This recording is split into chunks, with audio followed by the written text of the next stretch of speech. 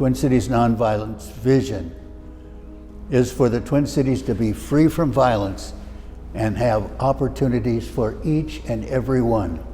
The way to stop violence is by love, forgiveness, and understanding.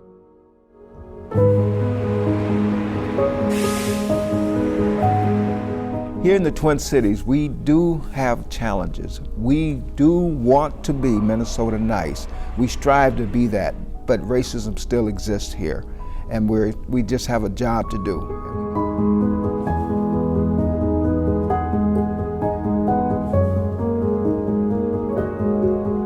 Violence in the home is traumatic to a child.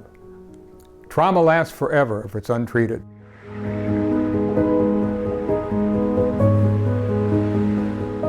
In the Twin Cities, there are 3 police departments. There's the Highway Patrol, there's the Sheriff's Department, and then there's the City Police. But we're not afraid of the Highway Patrol or the Sheriff's Department, but we're afraid of the City Police. I wonder why that is. Could it possibly be training? When we send 2 street outreach workers to an encampment of 30 people who are altered mentally and or chemically, that may not be enough of a response. And so currently in our society, the go-to is 911. For people who are living with a severe and persistent mental illness, the answer is a long-term social service and healthcare response, not a law enforcement one. We can't have police officers with guns and tasers dealing with 12-year-olds behaving badly. What we need are trained professionals, people that know how to de-escalate, how to heal. I admit I'm a racist. I don't want to be, and I'm trying not to be. I want to see the goodness in every person because I believe there are no bad people in the world. There are only good people who do bad things like being racist.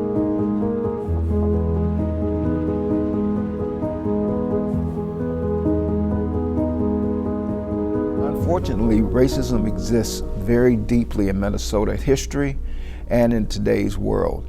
We lead the nation in some very ugly, disturbing categories for African Americans especially. And we are a city that has the resources to make a change in this. And I think we're seeing the city come together because of George Floyd, but we still have a long way to go.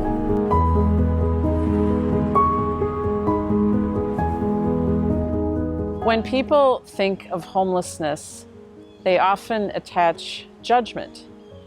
And the reality is, homelessness in Minnesota exists because of racism.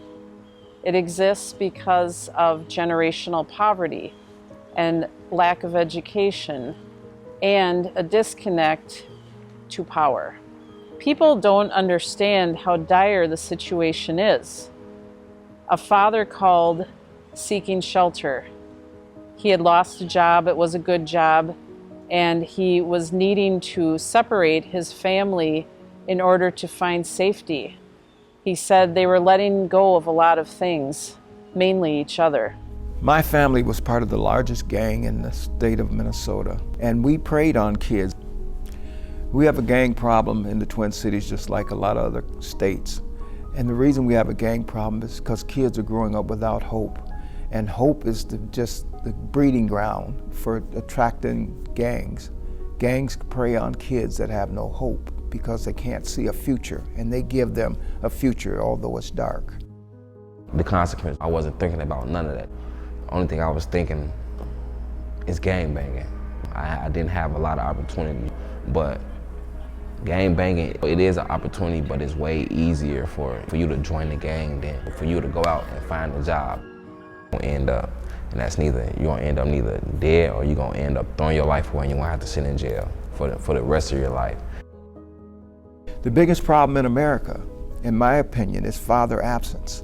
If every father went back and became a good father to their kids, we wouldn't have gang problems.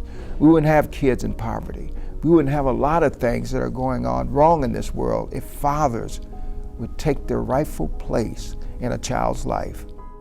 When we have replaced the punishment model of eviction and expulsion and all the tough things we do with policing with a healing model and a mental health model, all our communities will be better and our children happier.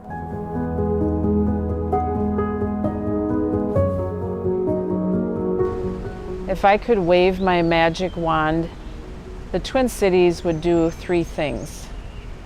All people would be in relationship with communities of color or those in poverty.